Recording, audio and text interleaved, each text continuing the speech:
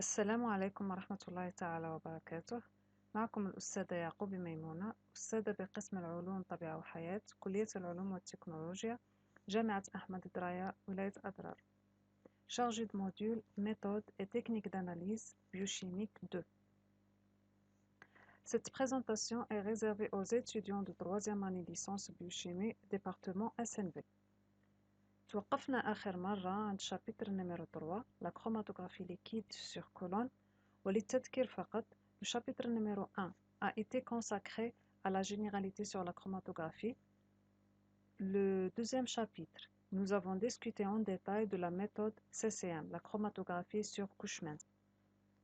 Et le troisième chapitre traite la technique CLC, chromatographie liquide sur colonne. Heureusement, nous avons eu de la chance d'étudier cette technique entièrement avant les vacances. تكلمنا في السابق على le principe de la technique, l'appareillage, les phénomènes qui provoquent la séparation des constituants, tels que le phénomène de rétention, le phénomène de portage, la gravité, l'absorption. Nous avons encore cité quelques différences entre la CCM et la CLC. Concernant cette présentation, je voulais partager avec vous le protocole expérimental de la chromatographie liquide sur colonne. Le protocole expérimental. D'abord, je vais définir la technique. C'est une technique analytique qui est basée sur le même principe que la CCM, sauf que le gel de silice, cette fois-ci, est rempli dans des colonnes généralement en verre. À l'axe la plaque CCM, la poudre de gel de silice greffiée sur des supports ou des plaques, soit en aluminium, soit en plastique ou bien en verre. La CLC, c'est une technique préparative. Elle permet de purifier 1050 mg à environ 20 g en laboratoire. Et on peut même purifier jusqu'au 1 kg en industrie. يعني, il existe des colonnes moyennes اللي نقدروا نلقوهم au niveau de laboratoire. Et il existe aussi des colonnes géantes اللي موجودين à l'échelle industrielle. نشوفوا quelques exemples des colonnes. Une autre colonne énorme.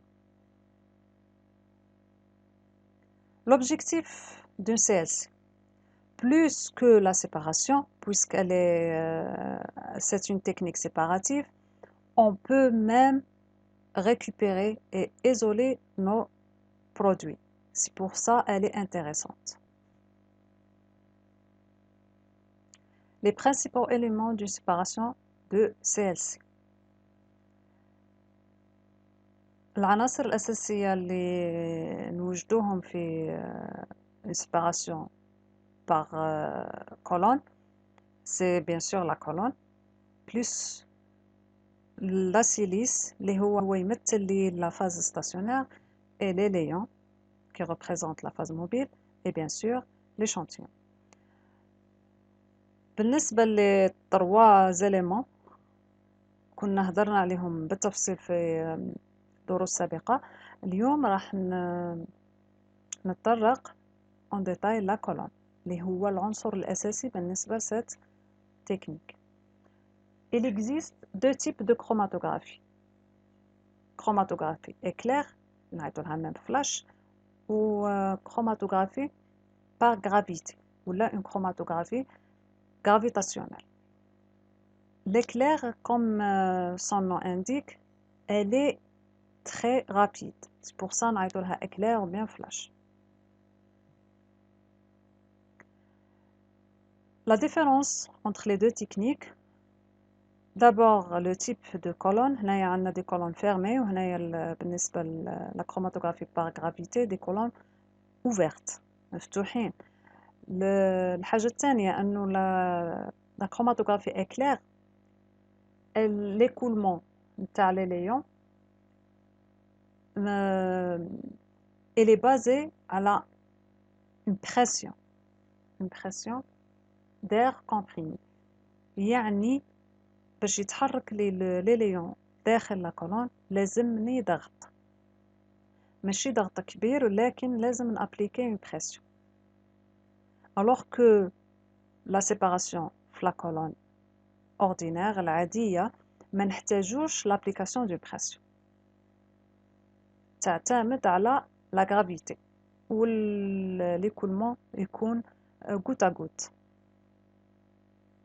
Une autre différence entre les deux techniques, عندنا في la colonne éclair, on utilise les particules fines نتاع الجل de silice, alors que في les colonnes ouvertes نستعملوا des particules يكونوا أكبر من المستعملين في la chromatographie éclair.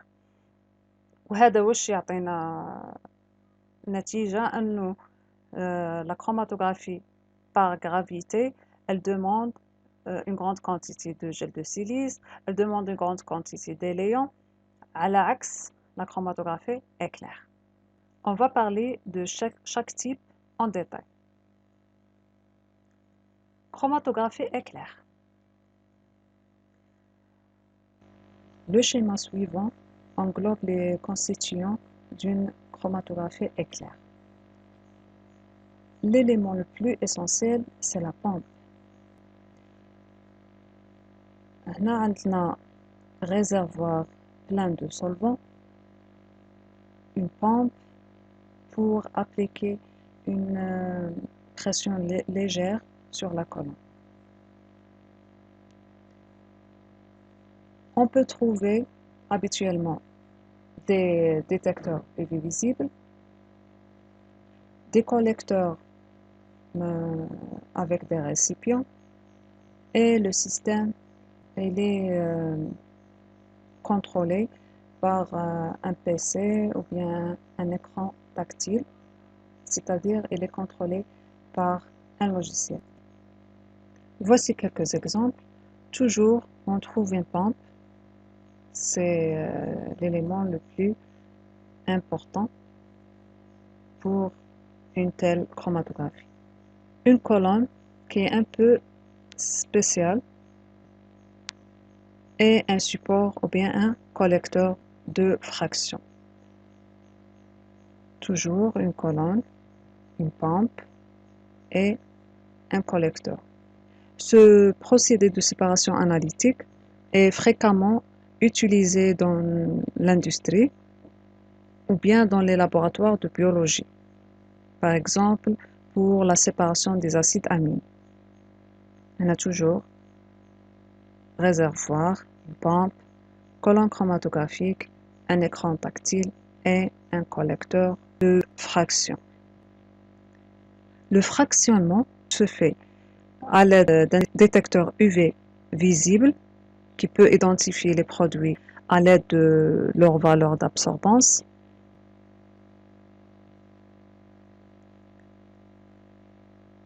بالنسبة les colonnes, pour la chromatographie éclair, on peut trouver des colonnes qui sont en plastique ou bien des colonnes qui sont en verre, essentielles, fermées. Kif. On peut même parfois trouver des colonnes déjà remplies. On joue la phase stationnaire.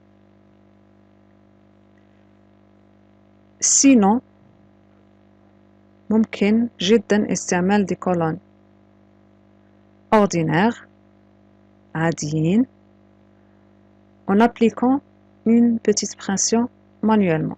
يعني نستعين بوسائل من المخبر لتطبيق الضغط على les liquides.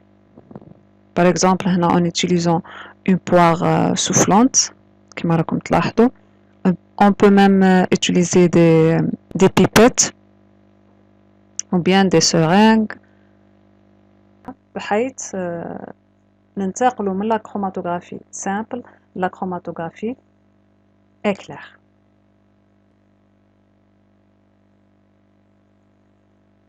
Deuxième type, c'est la chromatographie par gravité. La technique est basée sur des colonnes ouvertes. Au niveau de laboratoire, on peut trouver les colonnes selon nos besoins. يعني موجودين متوفرين avec des tailles, des sections, des dimensions مختلفين حسب الحاجة. إذا ما كانش عندنا des colonnes chromatographiques, on peut s'en servir avec des burettes. Burettes de titrage tout simplement. نختاروا les burettes de grande format اللي يكونوا مثلا de 50 ملل ونديروا la chromatographie بصفة عادية. On peut même utiliser des pipettes telles que les pipettes Pasteur إلا ما كناش محتاجين la séparation d'une grande quantité. Il existe aussi un autre type de colonnes اللي نسموهم soit des mini colonnes ou bien des cartouches chromatographiques. Ce sont des colonnes en plastique. La propriété de cette colonne, elle est destinée لنوع خاص من la séparation. Une chromatographie d'affinité ou bien chromatographie échangeuse d'ions. بحيث نستعملوا فيها phase stationnaire spécifique خاصة soit pour séparer les protéines, les acides aminés, ou bien généralement elle est utilisée pour séparer des enzymes. Passons à l'essentiel de cette présentation, comment préparer une colonne chromatographique. D'abord, on doit fixer verticalement la colonne.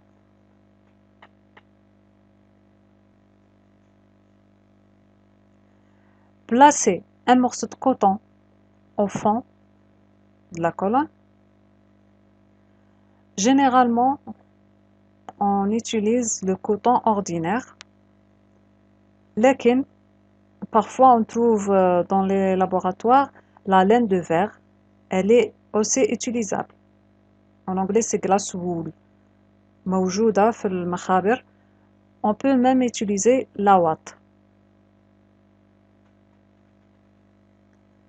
Verser approximativement de 5 cm d'éluant sur le morceau de coton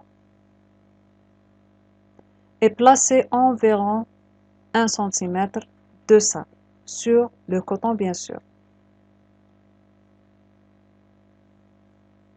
Introduire une première portion de gel de silice. Concernant la portion, elle peut être sèche, elle peut être aussi humide.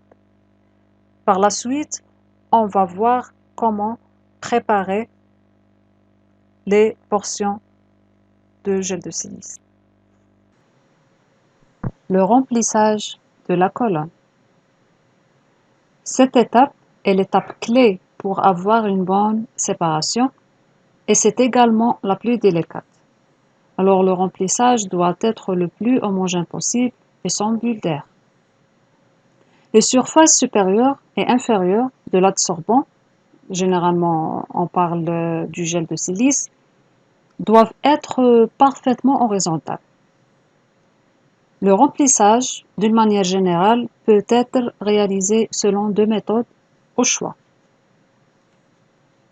Le remplissage par voie sèche, on peut dire même le remplissage à sec, et le remplissage par voie humide.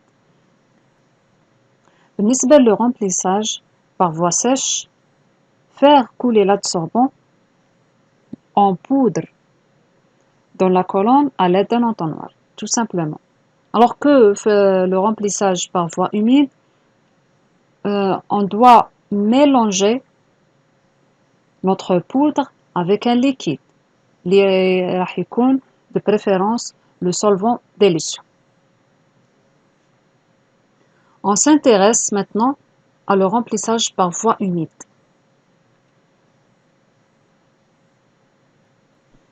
La silice, c'est une poudre qui peut absorber une très grande quantité de liquide. C'est pour ça elle donne une slash, en anglais slurry. Et voilà ce que ça donne. Le gel de silice plus un liquide. Voici quelques exemples. du matière qui donne une slash.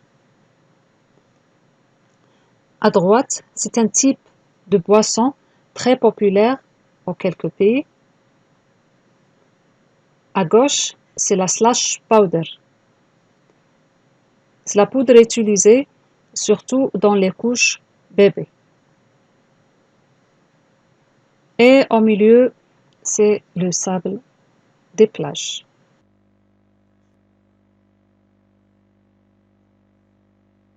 On continue avec les étapes. Après le remplissage par la première portion, vous allez tapoter la colonne afin d'obtenir une surface plane de silice. Ensuite, ajoutez le reste de gel par des petites portions. Ajoutez une petite couche de sable pour éviter la déformation et la perturbation de la surface. Tapotez une autre fois ou à chaque fois pour assurer l'horizontalité.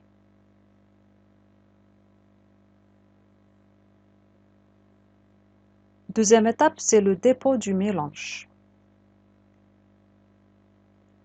On déposera les liquides tels qu'elle est, à l'aide d'une pipette. Bien sûr, le dépôt s'effectue robinet fermé. Concernant les solides ou les mélanges solides, il est possible de les dissoudre dans la quantité minimale de solvant. Le dépôt doit ensuite être absorbé intégralement avant l'ajout du solvant d'élution, en ouvrant bien sûr le robinet. Ensuite, on va ajouter le solvant d'élution en ouvrant le robinet. Passons à la troisième étape, c'est l'élution. C'est une étape très importante. Faites attention à ne pas perturber la surface en remplissant la colonne du solvant. Il ne faut jamais attendre que la colonne soit presque à sec. Toujours la surface de l'absorbant devra être surmontée d'au moins de 2 cm de l'éléant. Pour alimenter la colonne par l'éléant, on peut utiliser une pincette ou bien une pipette. On peut même utiliser un moyen qui permet d'assurer une alimentation continue, qui peut servir à alimenter la colonne par l'éléant. Un réservoir, par exemple.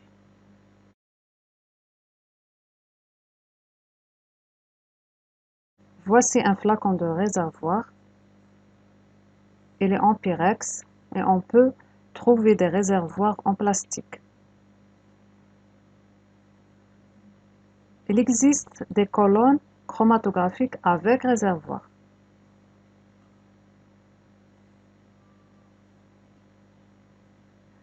Et on peut utiliser des ampoules de coulée. L'ampoule à couler, c'est un instrument en verre. Elle est habituellement utilisée pour introduire des petites quantités dans un autre matériel. Nous pouvons même exploiter les ampoules à décompter.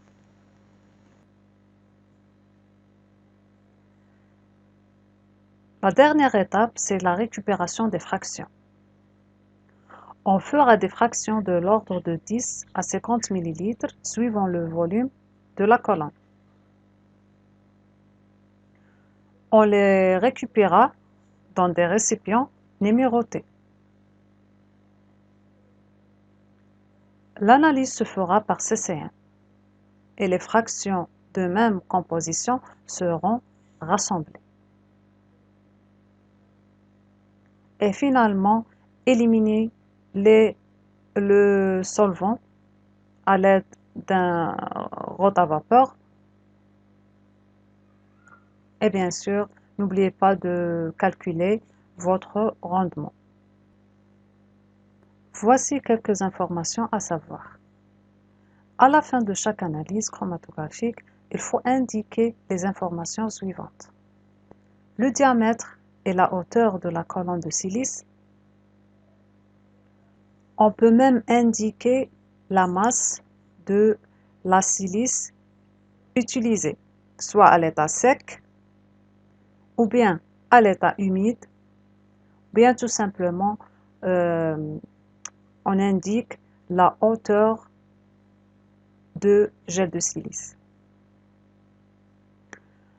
On doit indiquer à la fin l'éliant utilisé, la quantité, les proportions, le gradient et la quantité de chaque fraction recueillie, la reproduction des CCM de chaque fraction, le résultat chromatographique sur la couche mince et finalement le rendement obtenu. Et voici quelques propositions utiles. On peut utiliser 30 g d'adsorbant pour 1 g de produit à séparer. Ou bien une masse d'adsorbant qui est égale à 10 fois le diamètre de la colonne. Vous pouvez doubler, voire quadrupler le rapport en cas d'une séparation difficile.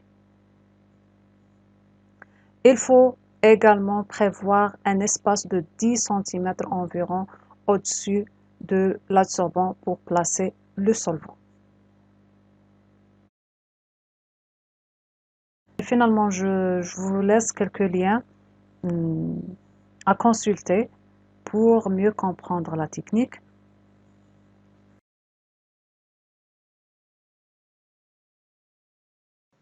وفي الأخير لا يسعني إلا أن أشكركم على المتابعة وحسن الإصغاء وأتمنى لكم أمسية طيب. سأحاول الرد على الأسئلة المهمة والاستفسارات في فيديو خاص إن شاء الله. لهذا أتمنى من كل طالب لديه سؤال أن يرفقه باسمه ورقم الفوج.